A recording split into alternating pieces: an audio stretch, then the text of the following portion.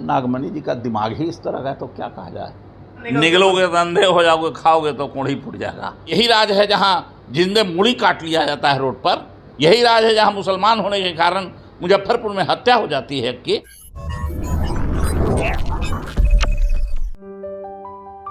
Cure is our aim. Care is our passion. नमस्कार, आप देख रहे हैं ब्रेकिंग बिहार। शाहपुर का बिलौटी गांव भरत तिवारी, जिस प्रकार से भरत तिवारी इनकाउंटर मामला इन दिनों छाया हुआ है, तमाम पार्टियां वहां जा रही हैं, अपनी अपनी बातें कर रही है। सबसे मजे की बात है कि बीजेपी के बड़े नेताओं ने भी वहां पहुंच करके माना कि सरकार ने गलती की है। सम्राट सरकार ने भी तुरंत इसकी जांच बैठाई है। सेवानिवृत्त हाईकोर्ट के जज इस पर जांच करेंगे और अपनी रिपोर्ट देंगे। इसी विषय बात करेंगे। हमारे साथ राजद के नेता पूर्व स्पीकर उदय नारायण चौधरी जी हैं। सर, आप भी गए थे शाहपुर के बिलौटी, क्या कहेंगे? मैं क्या, देखिए, सबसे पहले बात जान लीजिए, हमारे यहाँ संसदीय प्रणाली है संविधान के द्वारा आज़ादी के बाद, और लोकतांत्रिक व्यवस्था को हम लोगों ने लागू किया है, मान्यता दिया है, और शुरू से ही है। कार्यपालिका, न्यायपालिका और विधायिका तीनों का काम का बंटवारा है। विधायिका कानून बनाएगी, कार्यपालिका उसके लागू करेगी, और जो विधायिका के अनुकूल कार्यपालिका लागू नहीं करती है उसको न्यायपालिका जांच करेगी। और संसदीय प्रणाली में, लोकतंत्र में,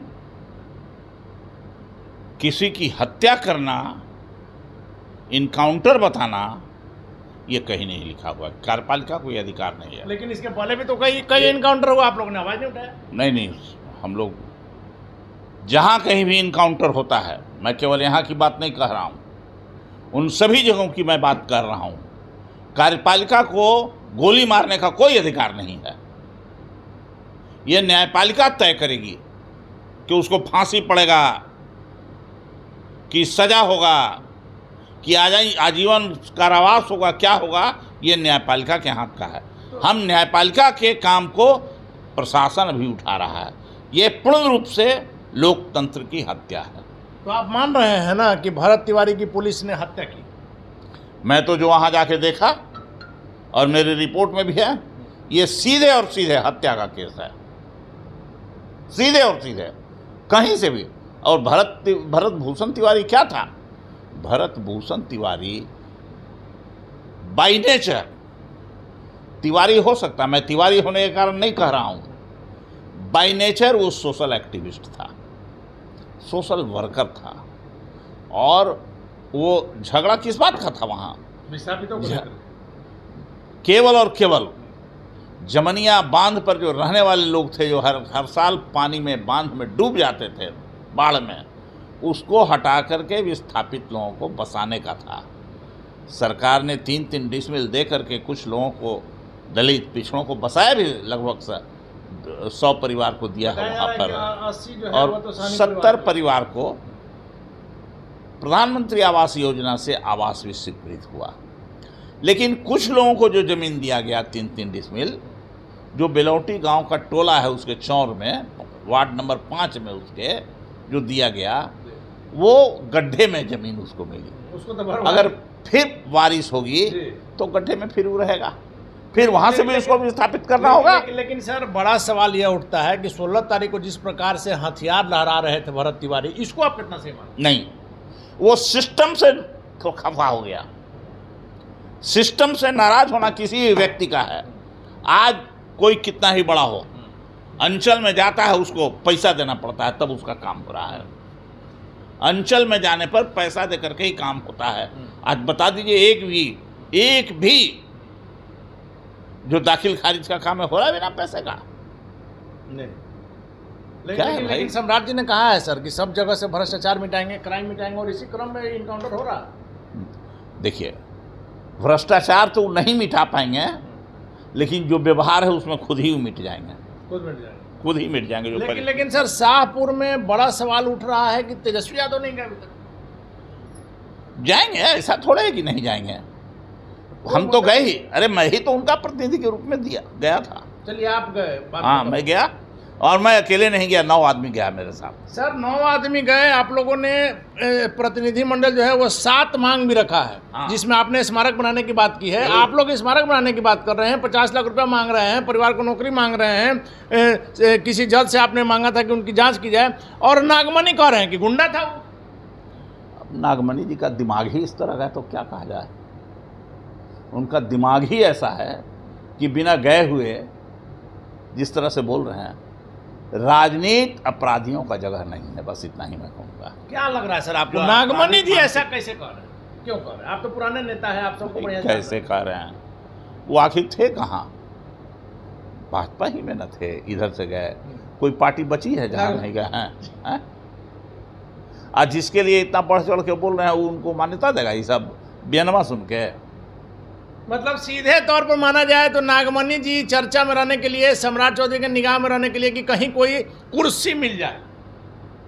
अब समझ लीजिए, हम आपकी बात को, आपके क्वेश्चन को कैसे काट सकते हैं? चलिए, तो कहा भी जाता है कि मौन रहना भी स्वीकृति रहता है, लेकिन सर एक और बड़ा सवाल उठ रहा है कि चिराग पासवान अपने आप को बड़ा नेता बताते हैं बिहार के। राजगीर में जब पासवानों की हत्या होती है तो उनका प्रतिनिधिमंडल, उनके जमुई सांसद जाते हैं। नालंदा में जब यादवों को मारा जाता है पासवान के द्वारा, तब कोई जाता है, लेकिन हत्या है, जात से उसको नहीं जोड़ना चाहिए।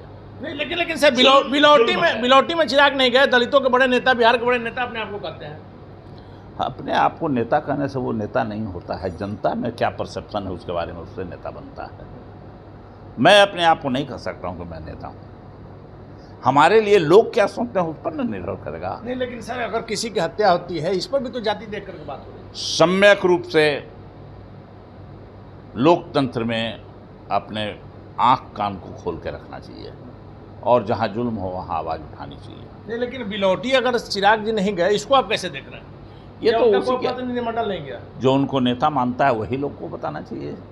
आखिर किस पार्टी का वो प्रतिनिधित्व करते हैं, किन लोगों का प्रतिनिधित्व करते हैं? वो तो हनुमान जी हैं, तो फिर उनके बारे में क्या कहना? मोदी जी के हनुमान हैं। चलिए, आखिरी सवाल है सर, जिस प्रकार से चर्चाएं चल रही है, सम्राट जी ने कल भी कहा है कि किसी भी स्थिति में जो दोषी हैं वो बचेंगे नहीं। जो रिटायर्ड जज हैं वो भी वहां गए हैं, जांच कर रहे हैं। क्या लग रहा है, और जांच की तरह यह भी ठंडे बस्ते में जाएगा या इसका कुछ परिणाम आएगा?